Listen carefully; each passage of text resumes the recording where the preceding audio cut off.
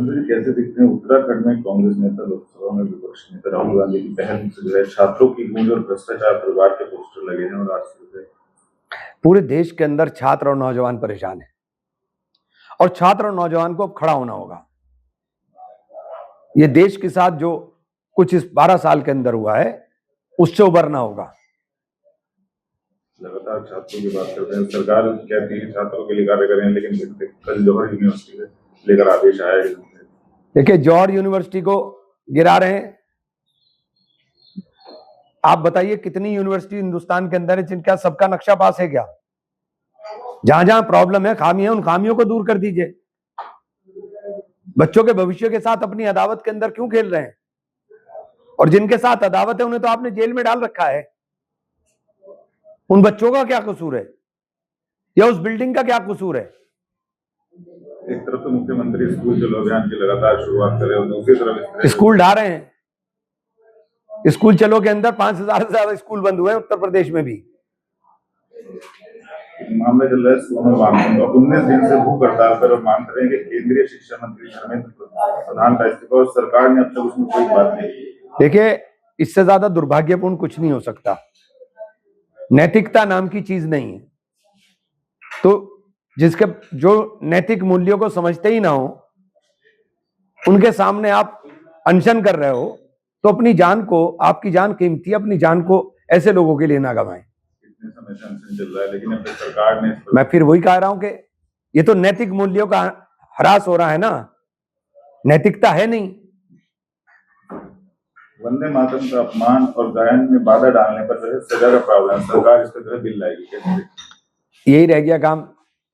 सरकार नौजवान की शिक्षा को सुरक्षित करने का भी बिल लाएगी कि नहीं लाएगी? 20 जुलाई से जो है संसद सत्र में लोकसभा पेश किया राष्ट्रीय सम्मान के अपमान की रोकथाम संशोधन विधेयक, जिसे पहले केंद्रीय मंत्रिमंडल ने मंजूरी दे दी। कह तो रहा देश के नौजवान के भविष्य के लिए भी कोई बिल होगा कि नहीं होगा, या केवल इन्हीं कामों के अंदर आप रहेंगे? एक राष्ट्र और एक चुनाव को लेकर कुछ भी नहीं होना है, बस यही काम रह गया सरकार के पास, इसके अलावा कोई काम नहीं है। क्या मानते हैं? तो क्या कुछ भी नहीं होगा, व्यवहारिक रूप से संभव ही नहीं होगा।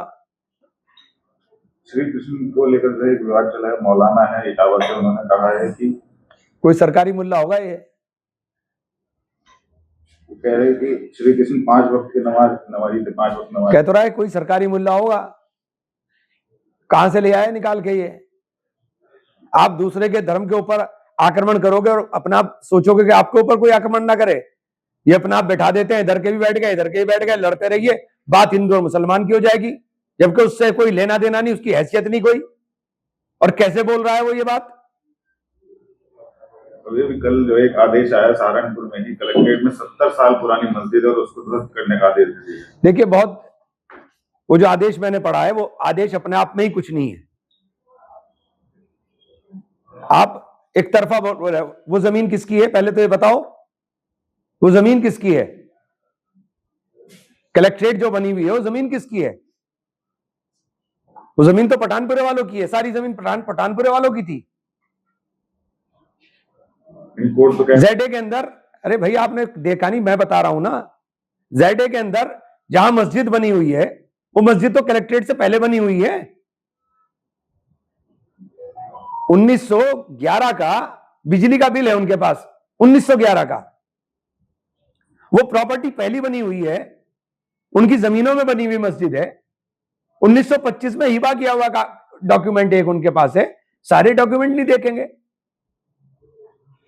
डाकघर ने उनको मालिक तस्लीम कर करके उनको किराया दे रहा है। क्या तमाशा है ये? सिर्फ नफरत, बुलडोजर चलाना है बस।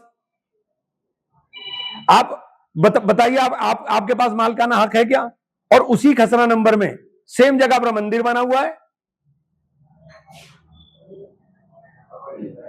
सेम खसरा नंबर में मंदिर बना हुआ है। तो ये क्या बुलडोजर चलाने की बातें हो रही हैं भाई? कभी मंदिर गिराओ, कभी मस्जिद गिराओ, यही गिराने पे है, कभी बनाने पे भी लगेंगे कि नहीं लगेंगे? कलेक्ट्रेट सहारनपुर की कई जगह पर मस्जिद मदरसे अवैध बताया गया है कि सरकारी भाई सरकारी संपत्ति पे मस्जिद नहीं बन सकती। मस्जिद बहुत पुरानी है, मस्जिद आज की नहीं है। 1911 का उनके पास बिजली का बिल है, आज की मस्जिद नहीं है।